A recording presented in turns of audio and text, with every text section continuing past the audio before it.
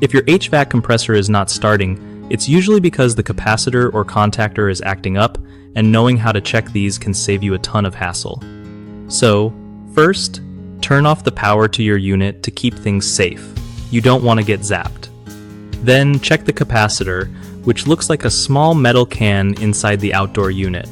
If it's bulging or leaking, it's toast and needs replacing. Next up is the contactor, which is basically a switch that sends power to the compressor. If it looks burnt or stuck, that's a clear sign it's failing. You can also test these parts with a multimeter if you're comfortable using one. Capacitors should hold a charge, and contactors should show continuity when engaged. Don't forget to look at the wiring for any loose connections or corrosion, because that can stop everything from working right. If all those parts check out fine, but the compressor still won't start, it might be an internal failure, which means calling a pro is your best bet. Keep in mind, regular maintenance on your HVAC system helps catch these issues before they turn into big headaches. Lastly, make sure your thermostat settings aren't the problem. It sounds basic, but sometimes it's just set wrong or batteries are dead.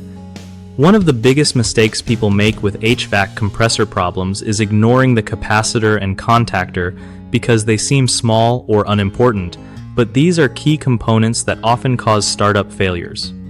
Another common issue is not cutting power before inspecting, which can be dangerous and cause more damage if you accidentally short something out.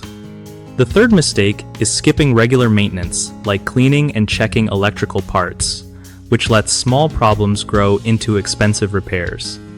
To fix these, always start by turning off power, visually inspect for obvious damage, test with proper tools if you can, and don't hesitate to replace faulty parts yourself or call a technician if needed. BigHomeProjects.com is awesome for homeowners who want to connect with trusted local contractors without all the guesswork. It also helps contractors find steady work by linking them directly with people ready to tackle their home projects.